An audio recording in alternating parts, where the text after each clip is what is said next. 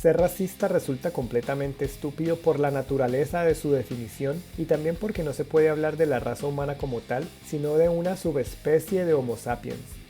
Estamos compuestos biológicamente solo por un 43% de células humanas, ya que el 57% de las células restantes de nuestro organismo forman el microbioma, el cual está formado por hongos, virus y bacterias. Técnicamente somos más bacterias y virus que humanos. Hace millones de años, durante el periodo neolítico, llegaron a existir 5 razas de homínidos que se podrían considerar como razas puras: caucasoide, mongoloide, congoide, capoide y australoide. Estas razas emigraban a lo largo y ancho del hemisferio y se iban relacionando entre sí, formando un innumerable tipo de cruces entre ellos. Por lo tanto, dejaron de existir los miembros de la raza pura y quedaron los miembros resultantes de dichos cruces, dando como resultado una nueva subespecie de homínidos que luego se cruzarían entre ellos y cuyos descendientes harían nuevamente lo mismo, y así se repetiría este proceso por millones de años hasta que llegaron los miembros de la especie humana como la conocemos hoy en día. Entonces no existen humanos que sean de una raza pura, sino que realmente somos la mezcla de muchas razas. Lo que pasa es que hay algunas facciones de algunas subespecies que predominan más que otras. Bueno, entonces pensar en la superioridad de una raza con respecto a la otra, pues es insostenible por lo que ya digo.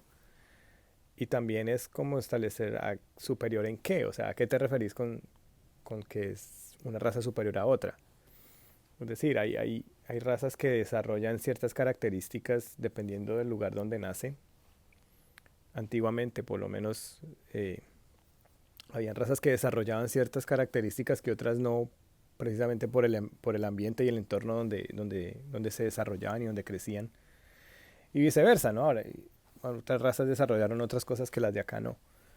A lo que hoy es que, pues hablar de superioridad por ese tipo de fortalezas y debilidades pues es un poco tonto, ¿no? Primero porque es relativo, o sea, ¿en qué sos superior? Sí, habrán cosas en las que sí, evidentemente sos más fuerte, pero también te harán más débil. Entonces, eso por un lado. Y lo otro es que también esas características de fortaleza que uno puede adquirir basado en la raza, pues no te hace superior realmente a nadie.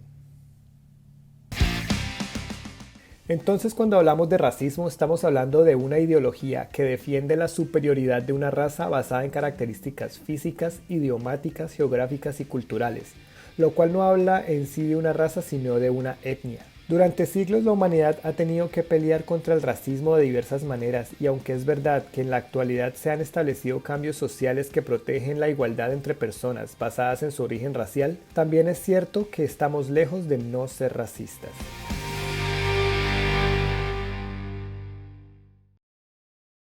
Bueno, y es que el racismo se ha manifestado mucho, pero de una forma quizás un poco sutil. Y a veces no nos percatamos del racismo que existe dentro de nosotros mismos, o dentro de nuestra sociedad, nuestra cultura, porque quizás no es un racismo de odio, ¿no? No es algo que uno diga, yo odio a tal raza o a tal etnia. No, pero sí existe una manifestación de racismo en la medida que nos sentimos superiores o inferiores a otras etnias, ¿no? Dependiendo de nuestro color de piel o dependiendo del lugar donde hayamos nacido, ¿no? Esos son manifiestos racistas que si bien no son de odio, son muy evidentes y la gente a veces no los ve como tal, y eso es lo que me parece grave.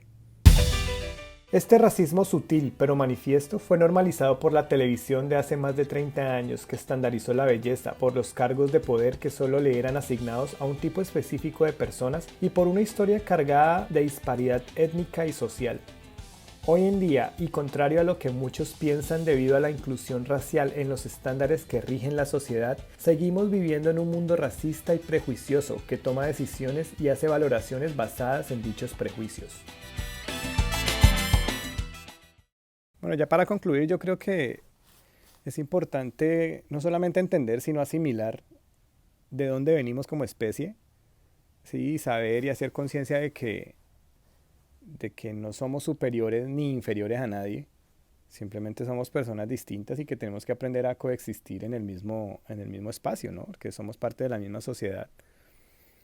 Y pues no se trata como de amar a todo el mundo, ni mucho menos, pero sí por lo menos de saber y entender que todos merecemos respeto y de que todos tenemos exactamente los mismos derechos.